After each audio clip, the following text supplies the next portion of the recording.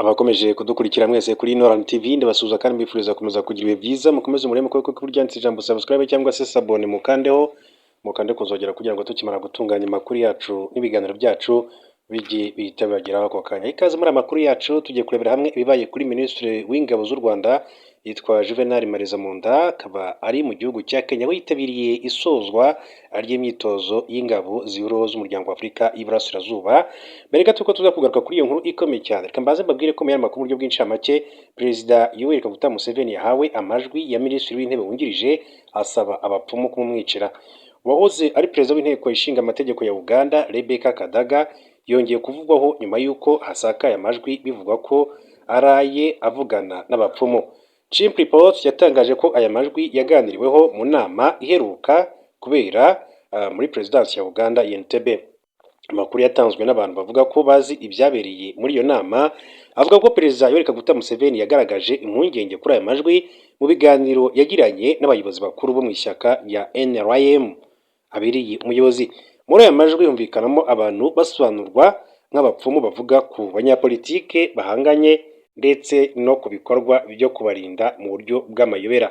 Mu gice kimwe rero cy'ayo majwi kiri gukwirakwira ku mbuga nkoranyambaga humvikanamo amajwi bivuga ko ari ay'abapfumu bavuga gukamura amaraso y'abanzi ba Rebecca Kadaga. Ijwi abasesenguzi bo ku mbuga nkoranyambaga kandi bavuga ko ari irya Kadaga risubiza riti ibyo nanjye ni nabyo banyifuriza.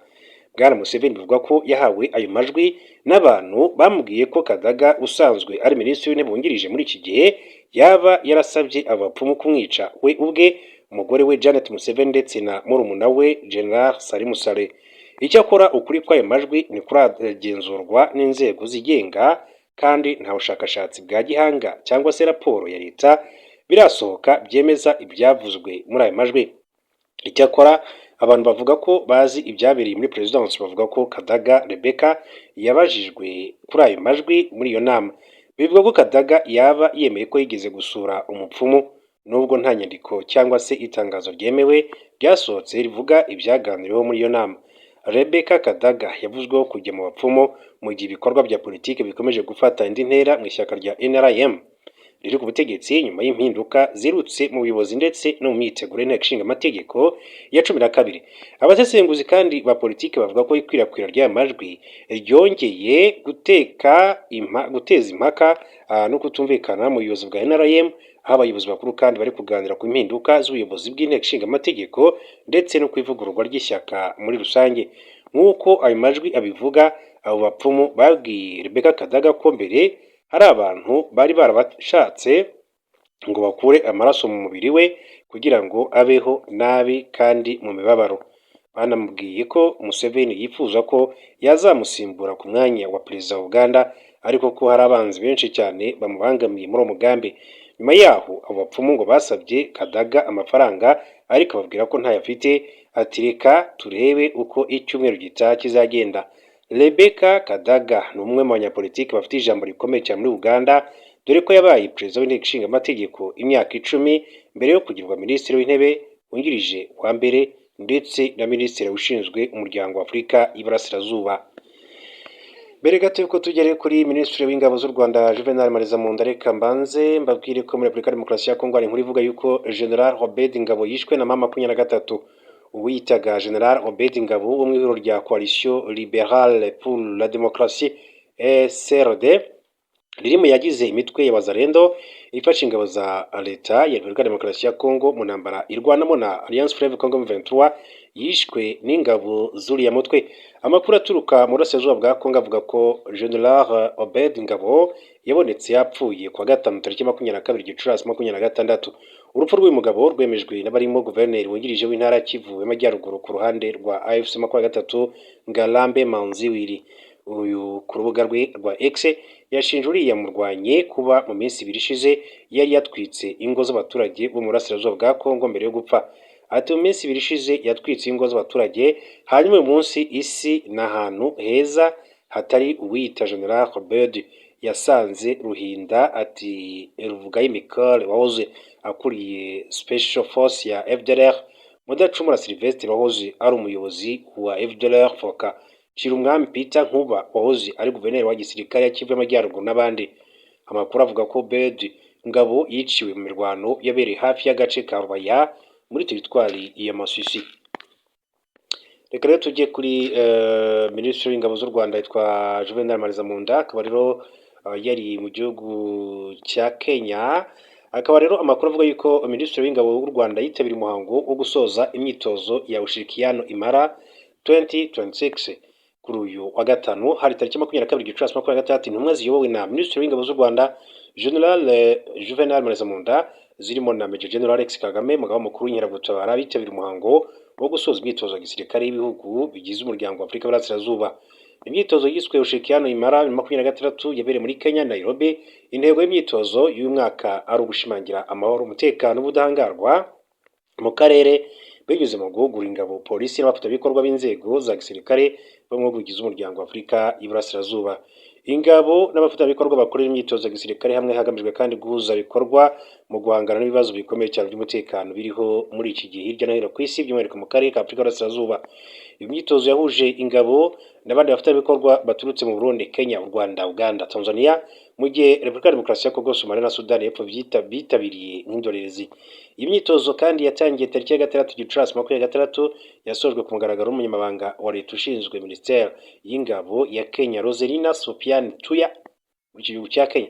Hirya y'umuhango, Minisitiri Marizamunda kandi yagiranye ibiganiro byihariye n'umunyamabanga wa leta ushinzwe Minisiteri y'Ingabo ya Kenya, Roselina Sopiane Tuya, baganiriye ku buryo bwo kurushaho kandi gushimangira umubano mwiza usanzwe hagati y'inzego za gisirikare ndetse n'iz'ibihugu byombi.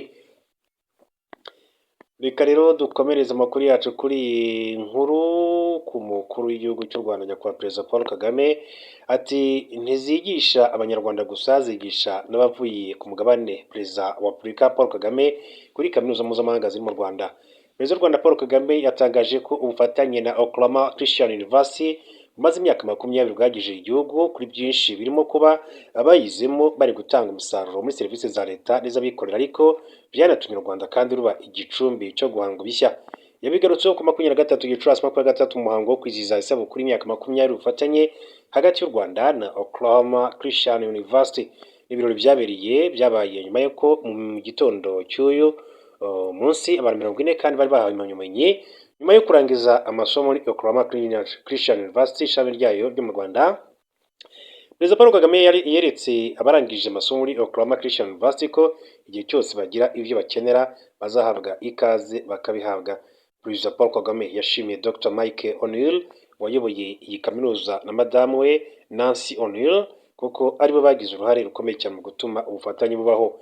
Yavuze ko impande zombi zavuganye bwa mbere na O'Neill yasuye u Rwanda muri na kane, ndetse icyo gihe kandi nta wari gutekereza ko ikiganiro bagiranye kuri gahunda y'icyerekezo cy'uburezi bw'u Rwanda cyavamo umubano uri ku rwego rukomeye nk'uko bimeze uyu munsi. Ntibyatwaye igihe kirekire ngo tubone umusaruro. 2006 abanyeshuri ba mbere 10 b'Abanyafurika bagiye kwiga muri Oklahoma Christian University binyuze muri buruse ya perezida. Nyuma y'imyaka 20 hari abarenga 700 kandi bari gutanga umusaruro mu miyoborere, harimo n'abayobozi bakuru muri guverinoma ndetse mu rwego rw'abikorera mu Rwanda. Perezida Kagame yavuze ko nyuma y'ubufatanye ubu mu Rwanda habaye igicumbi cya kaminuza mpuzamahanga kandi bihuye n'intego y'igihugu. Bimwe mu bikomeye kandi ubufatanye bwagezeho nuko ubu mu Rwanda habarizwa kaminuza nyinshi cyane zo ku rwego mpuzamahanga. Ibi bihuye na gahunda kandi y'iterambere y'igihugu cyacu cyo guhinduka igicumbi cyo guhanga ibishya mu karere. Bisobanuye byinshi kuri twe. Iyi kaminuza ntabwo zigisha abanyarwanda gusa, zigisha n'abanyeshuri bavuye ku mugabane wose. Yerekanye ko Afurika ifite impano nyinshi, ariko hakwiye kandi gushyirwa imbaraga mu bikorwa byo kuziteza imbere. Ni ngombwa gukurikirwa n'ibikorwa tugaha urubyiruko rwacu ubumenyi ngo kandi bashobore guhangana n'abandi bo hirya no hino ku isi. Ubwo nibwo rero tuzashobora kandi kubaka iterambere mu bukungu rirambye. Perezida Paul Kagame yavuze ko u Rwanda n'iyi kaminuza kandi bizakomeza kubakira ku byagezweho mu bufatanye bumaze imyaka myinshi. Imyaka 20 ni intambwe ikomeye cyane, dukomeze dufatanye kwandika amateka muri uru rwego.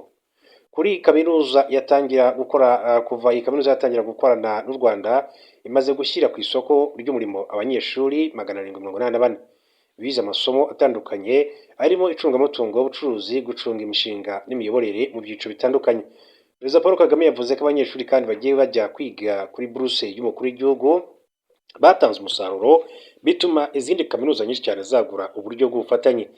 Kaminuza ya Oklahoma Christian University yatangije ishami mu Rwanda muri 2012 hashingiye ku gitekerezo cyatanzwe na Perezida Paul Kagame kubera umubano mwiza umaze imyaka myinshi cyane hagati yayo n'iki gihugu. Iyi kaminuza itanga impamyabumenyi zo ku rwego mpuzamahanga kuko amasomo itangira mu Rwanda ari amwe n'atangirwa ku cyicaro gikuru cyayo muri Leta Zunze Ubumwe za Amerika. Hanyuma rero tugenda tureba n'andi makuru atandukanye akomeje kugenda avugwa, nuko nko muri Espagne Minisitiri w'Intebe Pedro Sanchez ari ku gitutu gikomeye cyane ndetse arimo arasabwa kwegura. Minisitiri w'Intebe wa Espagne Pedro Sanchez yatangiye kotswa igitutu n'abaturage bigaragambye basaba ko yegura kubera ibikorwa bya ruswa akomeza kuvugwaho. Itsinda ry'abigaragambya ryashatse kandi kwinjira ku ngufu ku rugo rwa Minisitiri w'Intebe Pedro Sanchez mu myigaragambyo yakozwe mu mahoro. Polisi yahise ita muri yombi abantu batatu bari bambaye ibibahisha kuvuga za maske bahisa amasura berekezaga ku rugo rwa Minisitiri w'Intebe Pedro Sanchez. Abigaragambyaga bari bitwaje ibyapa bisaba Minisitiri w'Intebe kwegura, bamwita mafia. Reuters nk'amakuru y'Abongereza yanditse ko imyigaragambyo yateguwe n'imiryango itari iya leta. Harimo kandi abayobozi bo mu mashyaka atavuga rumwe n'ubutegetsi nka People's Party ndetse na Vox. Sanchez yaragiye kwegura muri 2024 ubwo umugore witwa Begoñas Gomez yatangiraga gukorwaho iperereza ku birego bya ruswa. Icyo gihe Sanchez yarwanye ku muryango we avuga ko ibyo birego bishingiye ku mpamvu za politike. Hanyuma duce mu karere ka Karongi mu Rwanda mbabwira ko umugabo mu karere ka Nyamasheke yasanzwe mu rugo rw'umugore wo mu karere ka Karongi yapfuye, hagakekwa ko yari yagiye gusambana akaza kuhapfira. Ibi byabereye mu karere ka Karongi mu mudugudu wa Nyagisozi akagari ka Kiniha umurenge wa Bwishyura tariki 23 Gicurasi 2026. Saa 9 z'amanywa nibwo rero umugore w'imyaka 33 bana n'abana be babiri yamenyesheje ubuyobozi ko mu rugo iwe hapfiriye umugabo w'imyaka 54 waharaye. Uwo mugabo rero mu karere ka Nyamasheke umurenge wa Mahembe akagari ka Gisoke mu mudugudu wa Kipfumu bivuga ko yaragiye gutemberera mu karere ka Karongi yajya gutega akabura imodoka. Uyu mugabo ngo nyuma yo kubura imodoka yahamagaye uyu mugore utuye i Karongi ariko akaba kandi avuka mu karere ka Nyamasheke ngo amuhe icumbi ari naho yapfiriye. Umunyamabanga nshingwabikorwa w'umurenge wa Bwishyura witwa Rwandekwe Songa yabwiye itangazamakuru ko bakimenya amakuru kandi bajyanye n'inzego z'umutekano zitangiye iperereza. Ati amakuru make yamfite nuko ngo yaragiye gutembera noneho ngo agiye gutega imodoka bamwiriraho ngo arayibura hajya rero gucumbika n'ubundi ku muntu waturutse Nyamasheke witwa Makashema Clotilde. Clotilde rero ngo yagiye kumureba saa 9 z'amanywa aho yari yaryamye ngo arebe niba yabyutse, ngo nibwo rero yasanze yapfuye amenyesha ubuyobozi bw'akagari. Gitifu Songa avuga ko bishoboka ko uwo mugabo nyuma yo kubura imodoka agahabwa icumbi ibyo gutaha isa bivamo, yongeraho ko iby'uru rupfu bikiri amayobera ndetse ibyo bavuga ko yari yagiye gusambana atabihamya. Ati ibyo bavuga ko yari yaje gusambana ntawe wabihamya, atabashinzwe iperereza n'ubundi twari kumwe nabo nibo baza kubimenya. Ati na nyuma yibazwa ati ry'uwo umugore umurambo nyakwigendera ajyanwe ku bitaro bya Kibuye gukorerwa isuzuma ngo amenyekane icyateye urupfu, nawe umugore atavuga muri yombi ngo atange amakuru yafasha nk'iperereza n'icyateye urupfu. Ntabwo haramenyekana niba hari uburwayi nyakwigendera yagendanaga. Hanyuma rero tuvuye kuri inkuru mu karere ka Karongi reka mbabwire ko guverinoma y'Ubufaransa yatangaje ko minisitiri w'umutekano w'imbere mu gihugu muri Israel yitwa Itamar Ben-Gvir atemerewe gukandagira ku butaka bw'icyo gihugu nyuma y'amashusho yakwirakwije agaragaza bamwe mu bari mu itsinda rya Global Samad bapfukamye babuhiwe amaboko inyuma. Global Samad rero ni itsinda ry'abantu baturutse mu bihugu bitandukanye cyane cyane ab'i Burayi bahuriye mu bwato bwinshi bajyana imfashanyo mu ntara ya Gaza yamaze igihe kinini cyane igabwaho ibitero n'ingabo za Israel. Uretse kwamagana ibitero bya Israel, iri tsinda ryanenze uburyo abaturage bo muri Gaza bafungiwe inzira zinyuramo imfashanyo ryiyemeza kuzinyuramo ku gahato rikagera kubo rishaka gufasha. Ku wa 23 Gicurasi Minisitiri w'Ububanyi n'Amahanga w'Ubufaransa Jean-Noël Barrot yavuze ko Paris yafatiye Ben-Gvir mu mwanzuro kubera ko yakoze igikorwa gitesha agaciro Abafaransa n'Abanyaburayi bari muri ubwo bwato. Minisitiri Jean-Noël Barrot yagize ati guhera uyu munsi Itamar Ben-Gvir ntiyemerewe kwinjira ku butaka bw'Ubufaransa. Iki cyemezo gikurikiye igikorwa kitihanganirwa cyakora Abafaransa ndetse n'Abafaransakazi bari mu bwato bwa Globe. Icyemezo cy'Ubufaransa kije gikurikira umwuka mubi umaze iminsi udutumba hagati ya Israel n'ibihugu byo ku mugabane w'Uburayi kubera uburyo abaturage bari mu bwato bujyanye imfashanyo muri Gaza bafashwe. Minisitiri w'Intebe w'Ubutaliyani Giorgio Meloni akaba rero yaranenze byeruye ayo mashusho avuga ko adahuye n'amahame mpuzamahanga yo kubahiriza uburenganzira bwa muntu nyuma y'igitutu cyinshi minisitiri w'intebe wa Israel Benjamin Netanyahu nawe yanenze Ben Gvir avuga ko uburyo abo bantu bagaragajwe ari amahano adahuye n'indangagaciro za Israel. Tariki ya 19 Gicurasi nibwo inzego z'umutekano za Israel zafatiye mu mazi mpuzamahanga ubwato 50 bwari butwaye abantu 30 bagize Global Summit. Bivugwa ko batotejwe bakanakorerwa ibindi bikorwa bitesha agaciro cyangwa se umuntu yakwita nk'ibikorwa by'iyicarubozo. Hanyuma reka tujye kuri iyi nkuru mbabwire ko Minisitiri w'Ubutegetsi bw'Igihugu Dominique Habimana yatangaje ko abaturage bakora ubucuruzi bwambukiranya imipaka bakwiye gukomeza kubahiriza amabwiriza yo kwirinda kwandura cyangwa se kwanduzwa Ebola, aho imirimo kandi izakomeza gukorwa uko bisanzwe kuko mu gihugu nta Ebola irimo mu Rwanda. Yabigarutse mu kiganiro yagiranye na RBA ku 23 Gicurasi 2026 kigaruka ku buryo abantu bakwiye kandi kwitwara mu bihe Ebola ikomeje gusya itanzitse mu burasirazuba bwa Repubulika ya Demokarasi ya Kongo.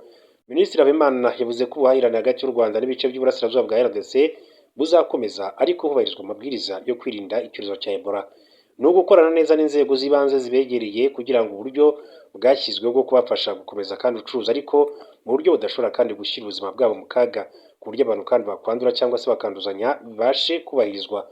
Minisitiri Dominique Habimana yavuze ko ubucuruzi bukorwa binyuze muri koperative aho abacuruzi kandi bashyira hamwe bagahuza ibicuruzwa byabo bikambuka aho ku rundi ruhande bakabyakira bigacuruzwa. Imikorere nk'iyi yabayeho no mu bihe bya COVID-19 bituma kandi ubuhahirane bukomeza. Twiteguye rero gukomeza gufasha abaturage kugira ngo ibikorwa byabo bibashe gukomeza. Ikindi ni uko ibikorwa byose kandi n'ahandi mu gihugu bikorwa bizakomeza nk'ibisanzwe nta cyorezo gihari mu gihugu. Hari impamvu yo guhangayika, ahubwo icy'ingenzi ni uko dushyira mu bikorwa neza ingamba z'ubwirinzi. Umunyamabanga wa leta muri Minisiteri y'Ubuzima Dr Vabutera yavuze ko leta yashyizeho ingamba zo kwirinda Ebola yinjira mu Rwanda ivuye muri Repubulika ya Demokarasi ya Kongo cyangwa se mu gihugu cya Uganda. Ati mu Rwanda nta murwayi wa Ebola uhari, ariko iyo ndwara nka Ebola ije mu karere habaho ingamba z'ubwirinzi kandi zamaze gushyirwaho. Ku 22 Gicurasi 2026 u Rwanda rwashyizeho kandi ingamba zo kwirinda Ebola mu mipaka itandukanye, aho ku mipaka ihuza u Rwanda na Repubulika ya Demokarasi ya Kongo hakajijwe ibikorwa byo gupima abinjira hagamijwe kandi gutahura icyorezo no kugikumira ku kibuga mpuzamahanga cy'indege cya Kigali, naho hakajijwe kandi ubugenzuzi ku binjira mu gihugu cy'u Rwanda. Ku 22 Gicurasi umuryango mpuzamahanga ushinzwe ubuzima OMS watangaje ko abo bikekwa ko banduye Ebola muri Repubulika ya Demokarasi ya Kongo ari 150 mu gihe bikekwa ko bishwe n'iki cyorezo ari 177. OMS yagaragaje ko hari impungenge ko imibare y'abanduye iki cyorezo nabo cyishe ushobora kandi kuba urenga cyane wamenyekanye kuko ingamba zo gukumira ikwirakwira ryacyo zakunwe mu nkokora n'ikibazo cy'umutekano muke mu ntara y'Ituri. Uduce twugarijwe cyane iki cyorezo turimo Mongbalu, Mbwampala ndetse n'umujyi wa Bunia muri Ituri, ariko hari umurwayi wanagaragaye kandi mu mujyi wa Goma ndetse na Bukavu hafi y'umupaka w'u Rwanda na RDC. Iki cyorezo kandi cyanageze muri Uganda cyica umuntu umwe waturutse muri Repubulika ya Demokarasi ya Kongo. Minisiteri y'Ubuzima kandi muri iki gihugu yatangaje ko umuntu wa kabiri wagaragaweho n'iki cyorezo i Kampala atakigaragaza ibimenyetso bityo ko vuba azasezererwa n'ibitaro. Hanyuma rero turasatira umusozo w'amakuru yacu, turasatira umusozo w'aya makuru babwira ko n'ubundi muri Repubulika ya Demokarasi ya Kongo hakomeje imirwano hagati y'umutwe wa M23 ndetse na coalition, ukuvuga ihuriro rirwana ku ruhande rw'ingabo za FARDC, ingabo za leta ni FDLR, umutwe wiganjemo basize bakoze jenoside yakorewe abatutsi n'abagizemo uruhare muri rusange, bakaba banakomeje gukwirakwiza ingengabitekerezo za jenoside mu burasirazuba bwa Kongo. Hakaba rero n'ubundi uyu mutwe wa M23 leta ya Kongo iracyakomeza gushinja u Rwanda ko rufasha cyangwa se RDF ifasha uyu mutwe. Yego u Rwanda rwakomeje guhakana, ahubwo u Rwanda rwo rugashinja leta ya Kongo ko ikomeza gukorana na FDLR, uyu mutwe w'iterabwoba nk'uko byemejwe muri raporo zitandukanye z'umuryango w'abibumbye. Hanyuma rero ibitero ku munsi w'ejo byarabaye mu mujyi wa Masisi, za Minembwe, ibitero bya drone zo mu bwoko bwa CH4 ndetse na kamikaze, ariko ingabo za M23 zirakomeza kwirwana no kurwana ku banyamulenge muri rusange hamwe n'umutwe wa MLDP twirwaneho. Hagati aho ngaho mu yandi makuru akomeza kugenda avugwa nuko biravuga yuko perezida w'igihugu cy'u Burundi yitwa Evariste Ndayishimiye nyuma yaho ahawe gasupo na perezida wa Uganda Yoweri Kaguta Museveni ndetse na perezida w'igihugu cya Kenya yitwa William Samoei Ruto, ati ntuzigere uhirahira gutera igihugu cy'u Rwanda. Bivuga yuko intwaro zorezwaga n'igihugu cy'Ububiligi hariya ku kibuga cy'indege cya Bujumbura cyitiriwe Melchior Ndadaye zitacyoherezwa cyangwa se akaba arimo harakoreshwa andi mayeri yandi asanzwe. Binavuga ko izi ntwaro zamaze kwimurwa zivanwa ku kibuga cy'indege cya Melchior Ndadaye hariya hafi yaho hariya za Bujumbura, ahubwo zizanwa hano mu murwa mukuru wa Gitega, ngo niho zashyizwe mu bubiko bw'intwaro. Nyuma yaho ububiko bw'intwaro ubundi bwaturitse bugashwanyagurika, ubundi wari uhoze ari umuvugizi w'ingabo z'u Burundi twa Brigade General Gaspard Baratuza akavuga yuko ari ikibazo cyatewe n'umuriro w'amashanyarazi, ariko akaza kunyuranya na perezida Evariste Ndayishimiye cya General Neva wavuze yuko atari ububiko, atari amashanyarazi, ati kuko ahantu habika intwaro ntabwo hashobora gushyirwa amashanyarazi, ati ahubwo hagomba kuzakorwa iperereza kandi ibyavuye muri iryo perereza bikazatangarizwa abanyagihugu. Reka rero mbashimire cyane, mbifuriza gukomeza kugira ibihe byiza, turaza gusubira mu yandi makuru mu masaha ari imbere.